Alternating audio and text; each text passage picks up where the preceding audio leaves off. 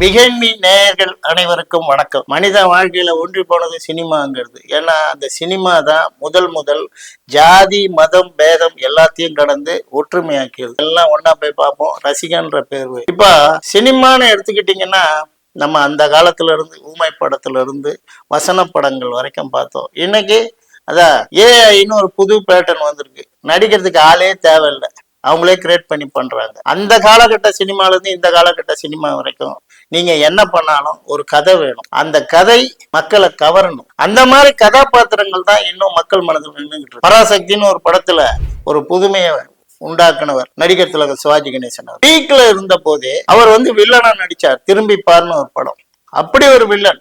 அதே மாதிரி அந்த நாள்ன்ற படத்துக்கு 3 ஹீரோ ட்ரை பண்ணாங்க, எடுத்து பார்த்தாங்க. டைரக்டருக்கும் பிடிக்கல, தயாரிப்பாளருக்கும் பிடிக்கல. அப்பதான் ஏவிஎம் மெய்யப்ப செட்டியார் சொன்னார், கணேசனை போடுன்னார். இல்ல ஏற்கனவே நடிச்ச யாரோ நடிச்சதுல நம்ம அவரை கூப்பிட்டா வருவாரான்னு சந்தேகப்பட்டார் எஸ் பாலச்சந்தர் இயக்குனர்.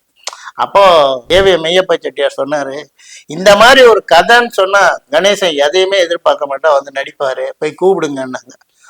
நடிச்சார். எப்படிப்பட்ட கேரக்டர் தெரியுங்களா?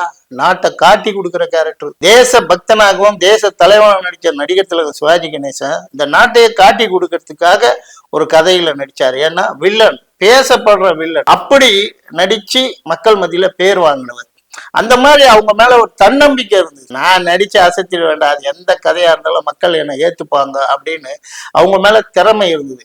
அவரு பீக்கில் இருந்த போது வில்லன் நடிச்சார். அதே மாதிரி கவரிமான்னு ஒரு படம் சிவாஜி ரசிகர்கள்லாம் ஏத்துக்கிறதுக்கு தயங்கின படம். அதாவது தன்னுடைய மனைவி இன்னொருத்தன், அதாவது இவருடைய படுக்கை அறையில இன்னொருத்தன் கூட சல்லாபம் பண்ணிக்கிட்டு இருக்கிறத பார்த்துட்டு கொலை பண்ணிடுவார். அந்த கதையை சிவாஜி ஏத்து நடிச்சாரு, ஆனா அவர் ரசிகர்கள் ஏத்துக்கல. ஆனா அதை பத்தி அவர் கவலைப்படல. கதையின் நாயகன்னா சும்மா ஆக்ஷன் பண்ணிட்டு 2 ஃபைட் பண்ணிட்டு டுவேட் ஆடிட்டு போறது கிடையாது. கதைக்குள்ள வாழணும், கதையின் நாயகனாக வாழணும் அப்படின்னு வாழ்ந்தவர் இன்னமும் மக்கள் மனசுல நிக்கிறாருன்னா அது கதையின் நாயகனா நல்ல கதைகளை தேர்ந்தெடுத்து நடிச்சது. இந்த நிகழ்ச்சியை தொடர்ந்து பாருங்க.